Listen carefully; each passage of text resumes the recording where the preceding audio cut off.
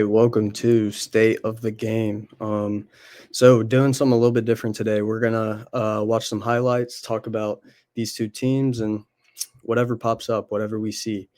Some of this will be ranting. Some of this will be talking about kind of their expectations and where they're going to be this season, what we can expect, and some of it will be reacting. But yeah, kind of free form content. Just gonna gonna enjoy basketball right here.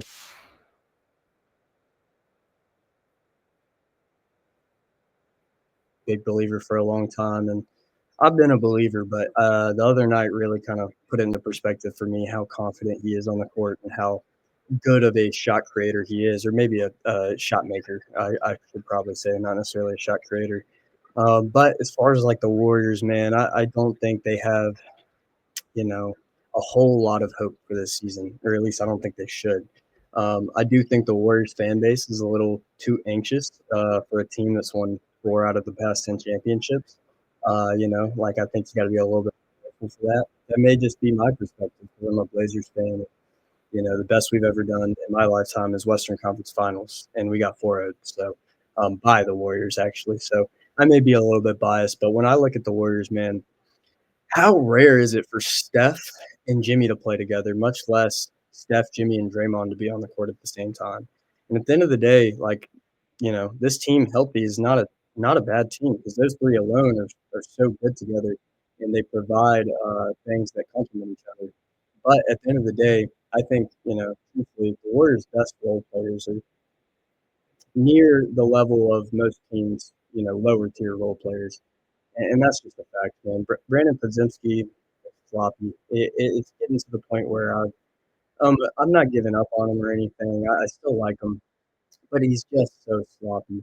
It's like I kind of feel like I'm watching a little kid when he's out there. He's a great shot maker as far as like he's a shooter. I think he has some game to him, some shot creation. He can even be somewhat good on defense sometimes. He does give effort for sure. You see it there.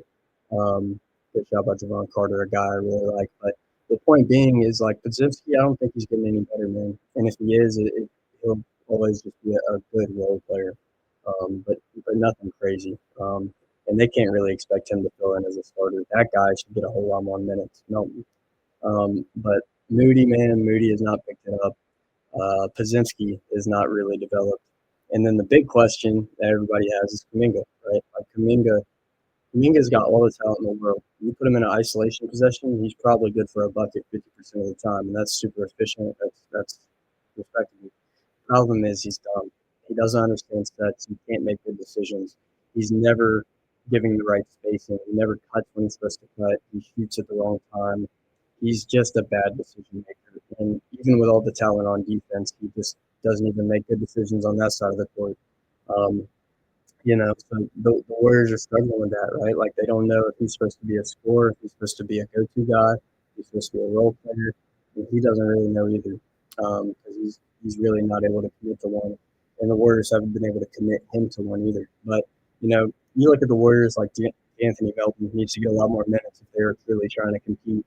But if Spencer can get a lot more minutes and keep up his production, if um, Melton can get a lot more minutes and get his production back. Maybe Moody and Podziemski be a little bit more efficient. Then they can improve this year. But I don't see a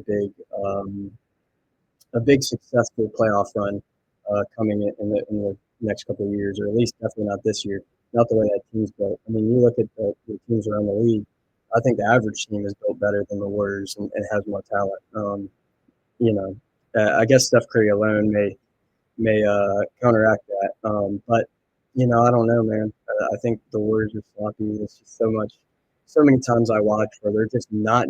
Woo, let's go back and look at that. Not near as good as at the other team. But to talk about the Bulls, Modest Buzelis, who just threw that down, he's nasty, and he's going to be nasty. But I think he's a high ceiling, lower floor type of player. He needs time to develop and make mistakes. I did think he was going to take a bigger jump this year than he has so far, but he's got time, and it's a long season, man. We're early in it. Patrick Williams, another guy that you know I've been underwhelmed with. Man, that was tough throughout his career. But the Bulls had a hot start to the season. Josh Giddey is insane this year. He's come out averaging pretty much a 20-point triple-double.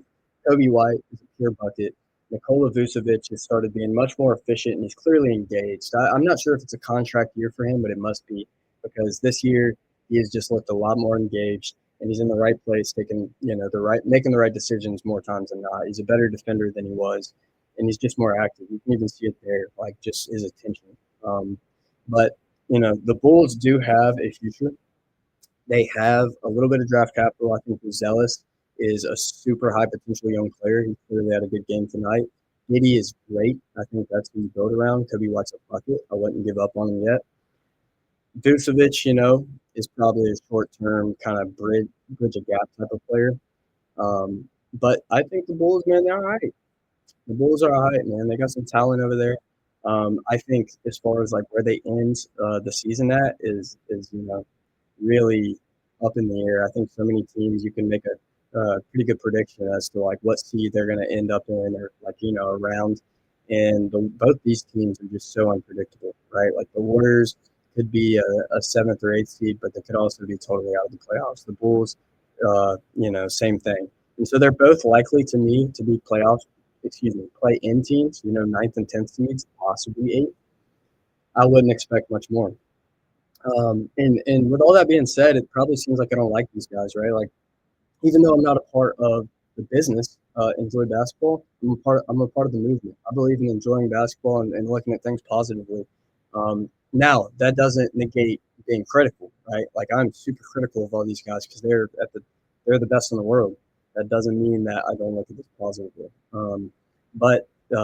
Bulls, you got Javon Carter. I love this guy, man. A competing team or a contending team has got to go out and get him, somebody who needs a defensive guard, because Javon Carter is a just pest, man. He's one of the best full court, 94 feet defenders of guards in the league, and he's constantly hitting his shots. His three-pointer has just gotten so much better since he came in the league. He's so much more comfortable, and he causes so many problems. He also just gives teams a different look, as that sixth or seventh man, whatever he is for any team. He always gives that other team a different look and something different to prepare for. He's good off the ball. He's a good cutter, good decision maker, low turnover. But another guy like Dosunmo is maybe my favorite player on the team, even though he's not near as young as their other high potential pieces, and he's not near as put together as some of their veterans. He's kind of like in that in between where he doesn't necessarily match with either of those groups, but with that being said, man, I love his game. I love how every single night, he takes what the game gives him. He's not coming in just trying to force himself.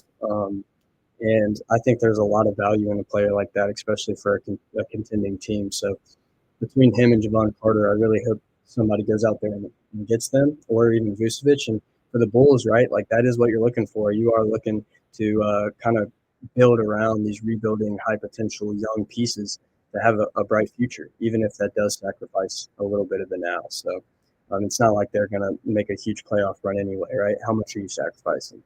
That guy right there, he's nice. Will Richards, great steal of a rookie draft pick. He may not always be putting up the craziest numbers, but I'm telling you, his impact is just not completely there on the stat sheet. Like, I'm not saying he can't shoot, he can't put up numbers, but his intangibles, I mean, he covers them all. He is just a high effort, high activity player, and he's cerebral too. So this is clearly, wasn't the best game. Steph Curry was out, Draymond was out, Jimmy was in.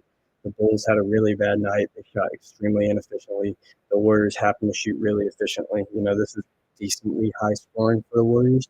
A little bit above league average, but they're usually around under league average. So good game for the Warriors, even with the guys out, and that's always a really good thing for them because they're looking to get dubs without those main guys, right? Right now, they need all those guys on the court to get dubs, and so this is a great sign. Overall, I wouldn't have my expectations too high, but both these teams are still fun teams. So, let me see what you have to think. Leave your comments down below. Peace. Enjoy basketball.